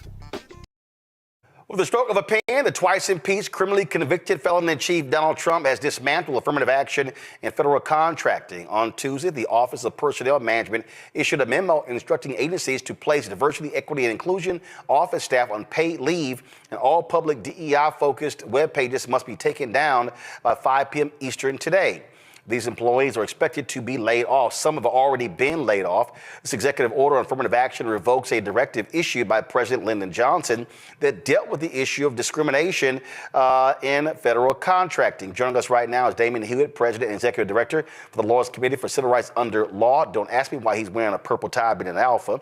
Plus Ron Busby Sr., of course, President and CEO of the U.S. Black Chambers, Inc. No surprise he got a little red in his tie because he's a little Kappa. All right, let's get right to it.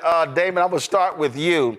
First off, look, we know these guys have been targeting DEI, but going after the Lyndon Baines Johnson executive order is a whole different thing, because that dealt specifically saying you can't discriminate in the hiring of folks when you're getting federal contract. That's a whole different conversation. Well, look, we always knew, Roland, that they were going not just after issues, they're going after people and also going after the money. That's exactly what this is really about. The same reason why they went after federal contracting programs after the Students for Fair Admissions case, the higher ed affirmative action case. And so this is really troubling. You know, the message being sent here and the implications of this rescission is that federal contractors no longer have to undertake affirmative duties to root out discrimination in their own workplaces and their processes. This is essentially an invitation to discrimination. And the message is that it's open season on Black workers. And, you know, look, federal contractors represent 1/5 of the entire U.S. workforce. So this has massive implications for everyday working Black people. And let's be real clear, which people don't seem to understand. Republicans used to support the civil rights laws. But when Barry Goldwater's book, The Conscience of a Conservative, came out, that flipped it. And then they opposed the Civil Rights Act. You've had conservatives and Republicans who have been saying that a person should be allowed to discriminate. And so that's really what this is about. They do not want to be held to the laws, the civil rights statute saying you cannot discriminate in the hiring. What they're saying is we want to be able to hire anybody we want to, and this is a burden telling us that we can't that we can't discriminate against somebody Black or Latino or Asian or somebody who's a woman. That's what this is really all about. Yeah, you know, we're going to enter a period as follows. Number one, we're going to remind folks of the facts on the ground, but also the law, because no matter what Trump says in an executive order, that doesn't change Title VII. That's the law of employment discrimination. That law was not changed by the Supreme Court decision. That law has remained the same for a very long time. And so these employers have affirmative obligations. What this EO from 1965, the year after the Civil Rights Act, did was it added a layer of protection. It added a layer of affirmative duty for federal contractors to make sure that they were complying with Title VII. So we're probably going to enter a period where this law will be in contest, a period of people talk about rapid evolution. This could be rapid devolution of workplace culture, of open season on Black workers and brown workers. And so we're going to have to meet these people in the courts of public opinion, but also in the courts of law. Ron, I want to go to you. When the idiot Trump was there last time, you and I talked, and they stopped collecting racial data, correct? Correct. So the problem is, we didn't know what was happening. We didn't know what contracting was happening. We didn't know who was it getting. We didn't know if it was an increase or a decrease. And that they stopped collecting racial data across the board, correct?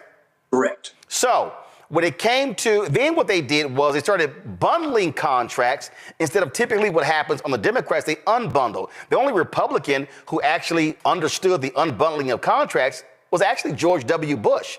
And so typically Republicans, they bundle them back. And so really what we're seeing here with the attacks on, when we see these executive orders, couple that with last year, those federal judges ruling MBDA and also the AA program, what this means, and this is what I kept warning people during the campaign, even now, what they're doing is this is going to have a direct impact on Black businesses getting contracts, correct? People don't understand that. And as we had been talking, and I know you have been saying it, Roland, voting and elections have consequences. And we had been saying for years, and we saw it during his first term, he tried to come out with the ban on Muslims. He got caught up in the process of George Floyd, and it took his attention away from his original plans. This time he came out the gate making it very clear that he was concerned about his supporters, about his billionaire friends and trillionaire friends, and making sure that the programs and the conversations that he talked about during his first term were going to be implemented immediately upon his inauguration. And we have seen that happen already. And again, I want to reiterate this. And this is for all of the Simple Simon Negroes who on social media, who were doing radio, television interviews, talking about Trump is going to be putting money in our pockets and how all these things are going to be going down.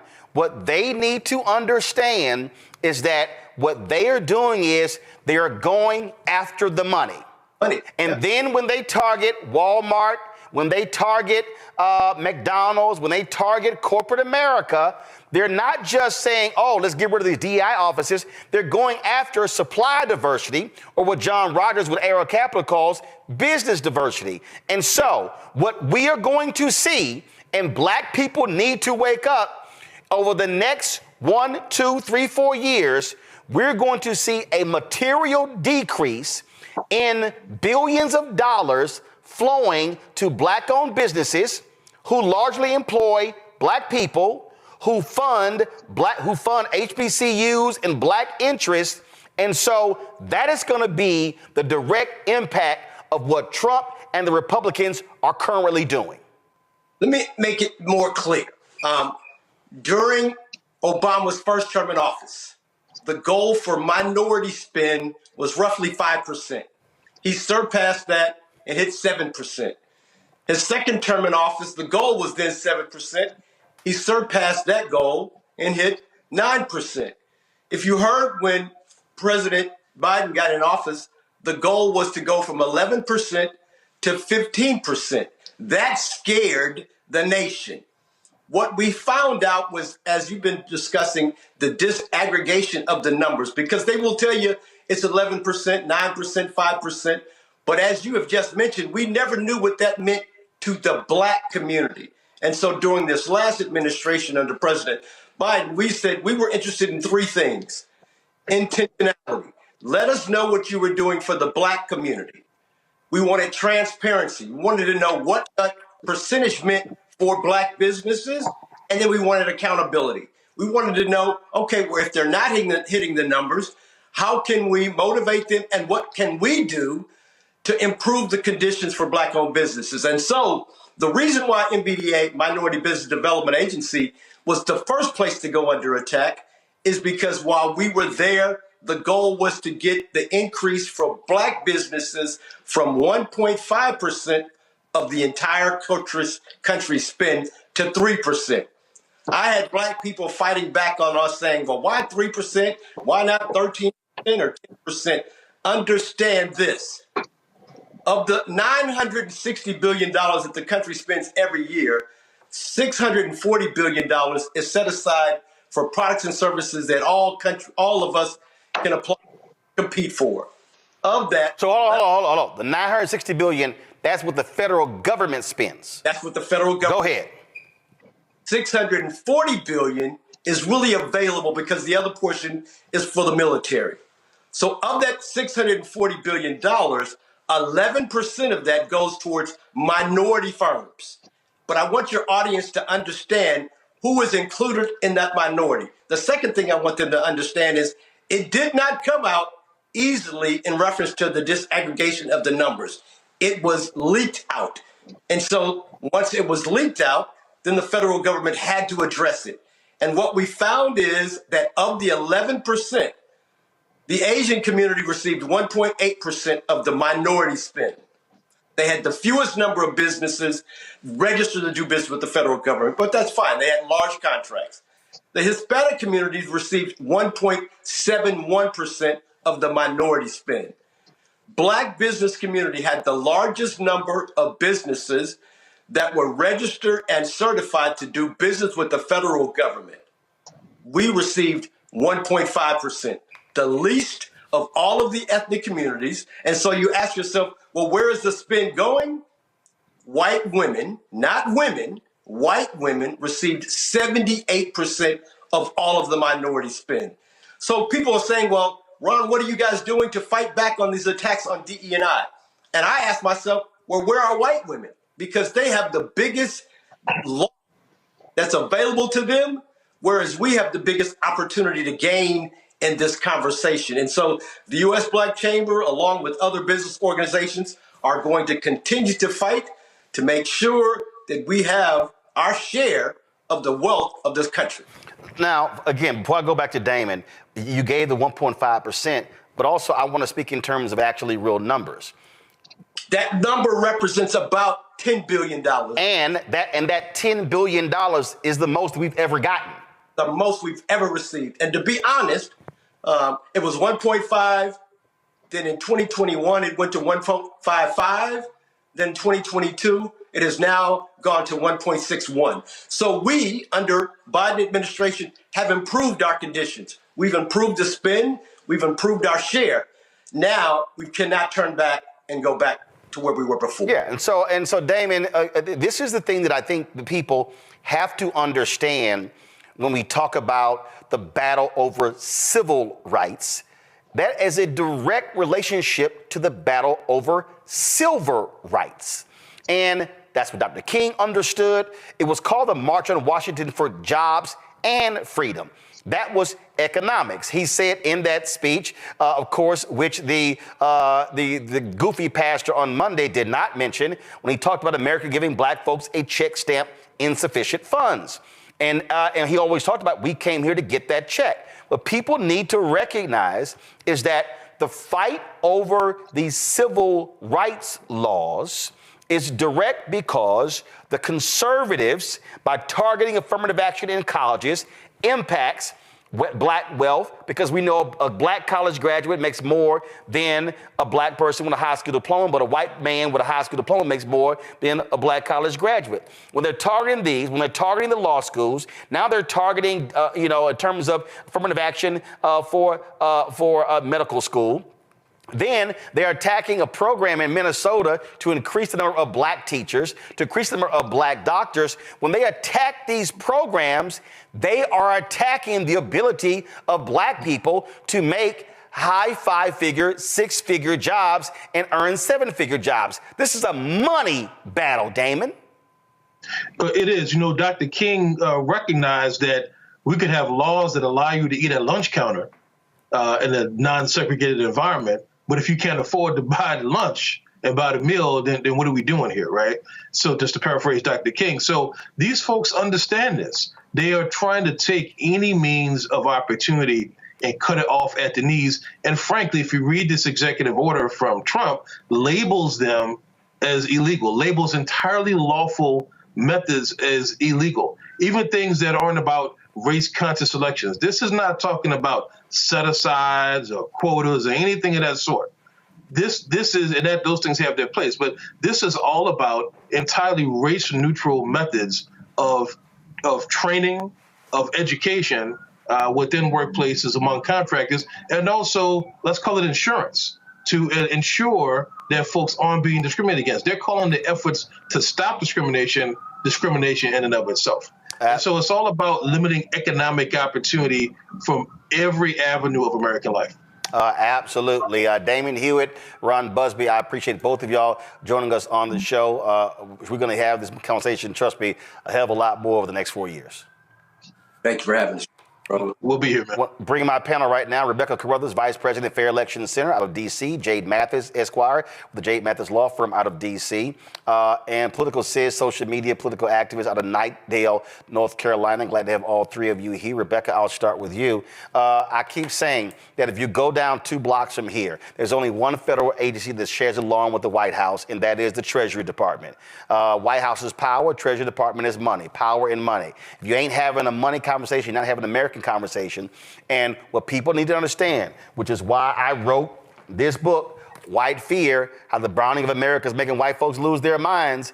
This is a money conversation. And what these right-wing MAGA people are pissed off about, they do not want to see black people continuing to advance. And so they want to shut down all of these programs that have aided African Americans in being able to generate wealth. You know what, Roland? I spent a lot of time talking about how I grew up in the Midwest, Nebraska specifically. And one of the things I really learned about racism in this country, especially when my family would go to the South to visit relatives, is in the South, white people generally don't care about what you have as long as you don't live next door to them. If you live down the street, that's fine. You can have whatever you want. But up north and also in the Midwest, they don't care if you live next door to them. They don't care if you live across the street, but you better not be doing better than what they are. And so what's interesting with watching this new administration, the second term of President Trump, like you said, this is purely a money grab because quite frankly, $10 billion in a near $1 trillion budget really isn't that much money when we talked about the 1.5% that Black folks as a racial minority gets in these different set-asides to make sure there's a diverse supply chain within the federal government. And like when you talked about that 78% number, 78% of that, like $660 billion is going to white women. So in the grand scheme of things, $10 billion isn't that much for our community. It's not that much across the United States, quite frankly. But the fact that we are even getting that for some of these people, that's the problem because they feel like we should not be getting anything. I mean, here's what's crazy, Jay. The white woman in Tennessee that sued the 8A program, here's what was crazy. She was a part of a program for women. That's how she was able to get contracts. She then sues the 8A program saying, oh, I can't participate in that, and she never even applied. So the white woman was mad at the program for minorities, and she was mad it didn't include her, but she had no problem with the program that was for women, for white women like her. And this is what we are dealing with. These white folks talk about, oh no, it needs to be a meritocracy. It needs to be, oh no, we shouldn't have double standards. But they got no problem when we know white folks are getting a hookup for their whiteness. Yes, and speaking of hookup, that is one word Trump never uses, or we don't hear often used, is nepotism, right? They talk about everything else, and we want it to be equal here, and gender rights, and all of this, but nepotism was the one key word that he always leaves out, which he was the beneficiary of, right? And I essentially feel like what Trump is saying about DEI is that he's implying that it's discriminatory, but it's only discriminatory when whites, Asian Americans, and white women, when they don't get their way or when they don't get the positions that they want. That's when it's discriminatory. I think that's the part that he's implying and willingly not saying. No, he's not implying, they're actually saying it. That's what they're doing. Political sis, go ahead. You on mute. You're on mute. I don't now, there you go. Go ahead. Okay. One thing I don't think they understand, especially white women, veteran white men, is how DEI impacts them in a good way. When it comes to Obama, along with the LBJ executive order that Trump took away, Obama added the gender along with gender identity, I think. But that's going to affect white women as well as black women. So I think that's something we need to keep in mind. And I don't know why the Democrats, especially here in the South, can't drill that into white working people, white working women people.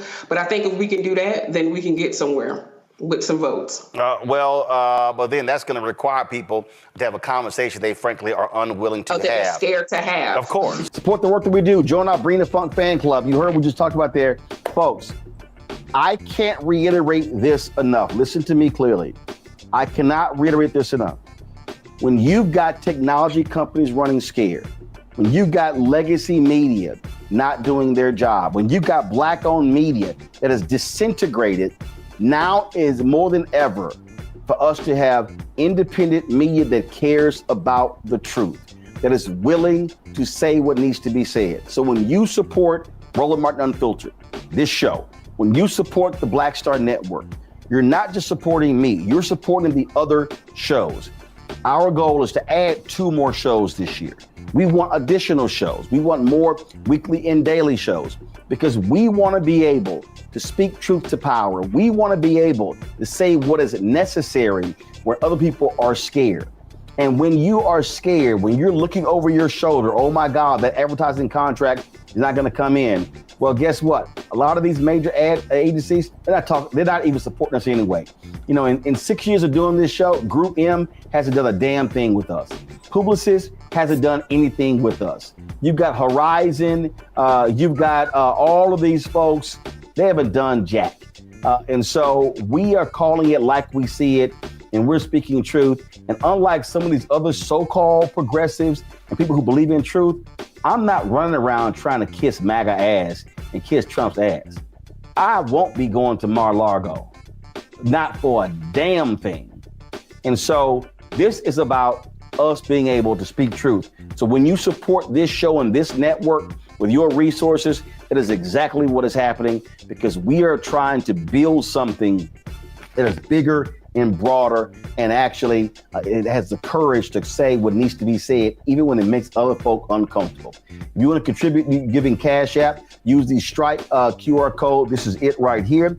And if you are listening, simply go to blackstarnetwork.com to check it out. Also, because you want to see your checking money order, some of y'all old school, we understand that. See your checking money order to P.O. Box 57196, Washington, D.C., 2003 7-0196.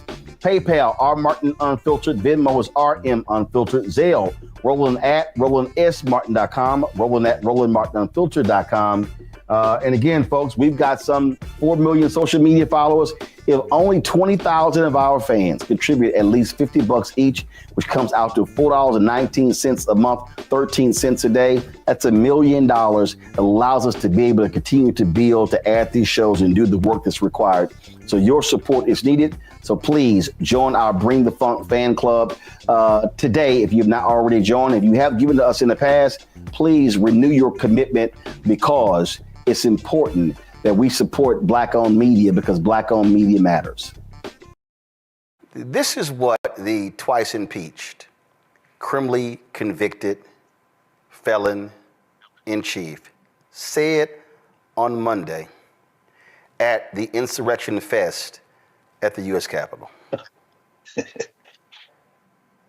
We had a powerful win in all 7 swing states, and the popular vote, we won by millions of people. To the Black and Hispanic communities, I want to thank you for the tremendous outpouring of love and trust that you have shown me with your vote. We set records, and I will not forget it. I've heard your voices in the campaign, and I look forward to working with you in the years to come. Today is Martin Luther King Day, and his honor, this will be a great honor, but in his honor, we will strive together to make his dream a reality. We will make his dream come true. And what did that liar do?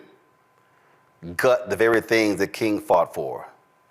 And if you Black and you fail for that bullshit, you are a dumbass, Nola.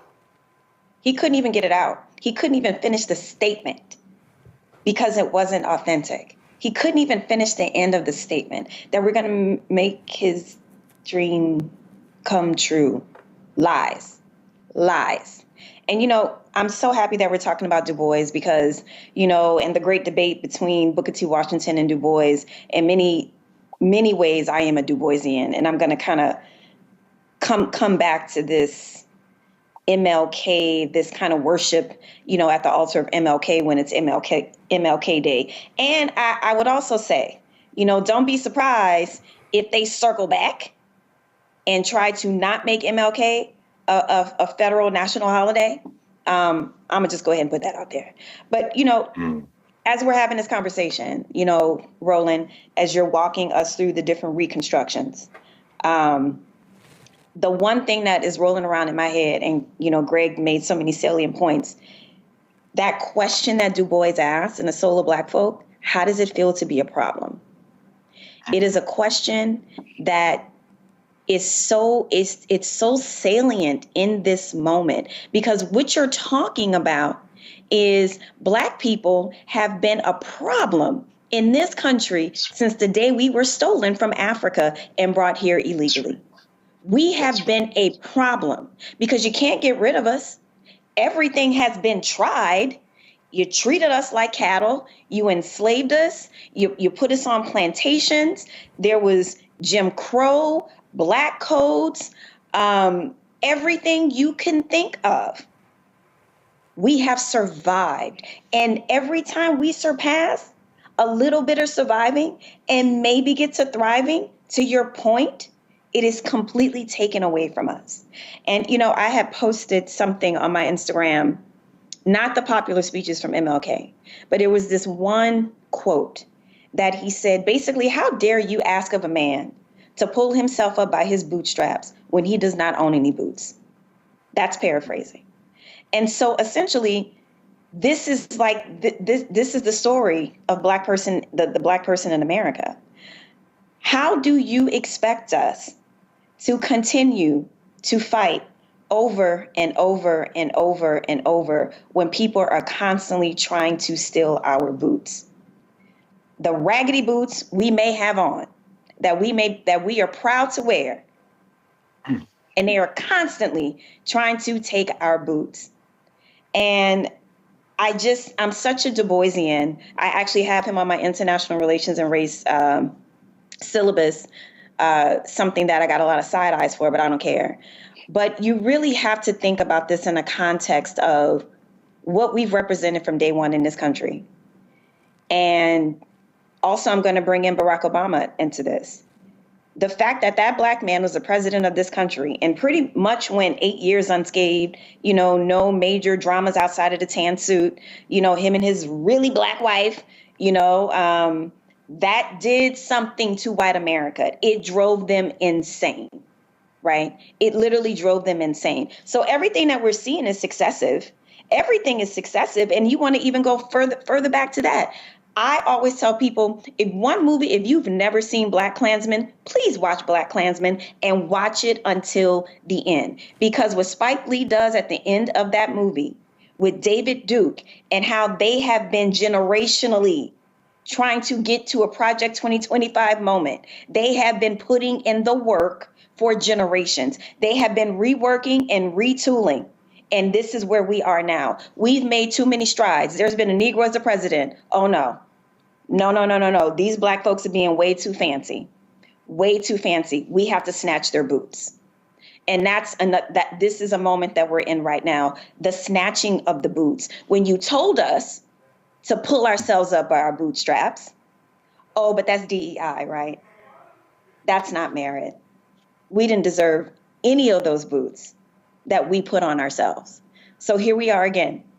They're trying to make us bootless. But what we do know is how to be a damn problem in the United States of America. See, Larry, I love these people, especially my haters, who out see Larry, they were, Roland Martin trying to tell y'all to vote and why you gotta vote and all this. Guess what? The conservatives were waiting for us to be stupid. The conservatives were waiting for us to sit on the couch. For all y'all smart asses out there, let me help y'all out. Do y'all know the justification that Chief Justice John Roberts gave for gutting Section 4 of the Voting Rights Act?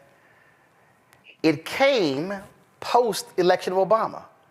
He said, well, since they voting in record numbers, there's no need for Section 4. And guess what has happened since 2012? Our vote numbers went down in 2014, in 2016, in 2018, in 2020, in 2022, in 2024. We didn't show up in Louisiana, and guess what? Crazy, deranged, MAGA Jeff Landry was elected. There are more eligible Black voters in Texas than any state in the union. And guess what? We barely are hitting 50%. Even in places like Atlanta, where you should be seeing turnout at 50 and 60 and 70 and 75%. No, we're seeing turnout in the mayoral elections at 18, 20, 22, and 26. And so what these conservatives are sitting here doing is saying, thank you. Thank you. We have so frustrated y'all. We have so devalued y'all. We have told y'all how the Democrats don't do nothing for y'all, so therefore you don't vote for them, and you sitting on the couch, all it does is solidify our power. And as a result, they are running the table in places all across the country. The reality is that there's no reason Republicans should ever have a supermajority in North Carolina. They don't have it now. But if Black folks voted our numbers in North Carolina, that would never happen. In fact, if Black folks would vote with our numbers in South Carolina would change. Georgia would change. Florida would change. Mississippi would change. When Mike Espy lost to Cindy Hyde Smith in that special election, he lost by 65,000 votes. There were more than 100,000 eligible Black people in Mississippi who could have voted, but who did not. And so for all of y'all who love to sit here and talk about, man, you always talking about voting. You always talking about voting. I don't know why you always talking about voting. Now you understand what happens when they have power. Now you understand when the partners come down and they get rid of and sign executive orders and they begin to gut civil rights and economic rights. And now you understand when they change the Department of Justice Civil Rights Division. Now you are about to see with your own eyes every single Generation Alpha, Generation Z, Millennial, Generation X, what it looks like to live close to Jim Crow. Now I know some of y'all are saying, Roland, this ain't Jim Crow because I can go to the club with a white woman. This ain't Jim Crow because I can go out and we can go here and I can use this water fountain. I can use this bathroom and I can go here. But you need to understand, and I'm telling you right now, mark it down, 7:40 p.m. Eastern on January 23rd. A year from now, you are going to see a dramatic drop in the number of contracts that black businesses have gotten from the federal government. You are going to see a year from now a dramatic drop in the contracts that black-owned businesses will receive from corporate America and from state governments and from county governments and city governments and school districts. You are about to see an economic calamity come down in black America because too many of us sat our asses on the couch, chose not to vote because we said, well, if I don't get nothing before I vote, then I'm not going to vote. Now you are witnessing with your very eyes what happens. And then what you have are some of these same people who I saw your tweets. Well, I'm saying that we got to do for self. We got to do for self. Let me explain to you, everybody who keeps talking about doing for self, please explain to me how you are going to do for self in an industry that requires contracts. Please tell me how you're going to do that. If you do not have black companies that control every aspect of the supply chain, then you cannot do for self. And so you cannot show me how in America that if black folks then begin to shut out of contracts from federal government, state government, county government, city government, school districts, how are you going to do that? Right now, you have an assault on federal workers because of MAGA. Black people over-index in federal worker jobs.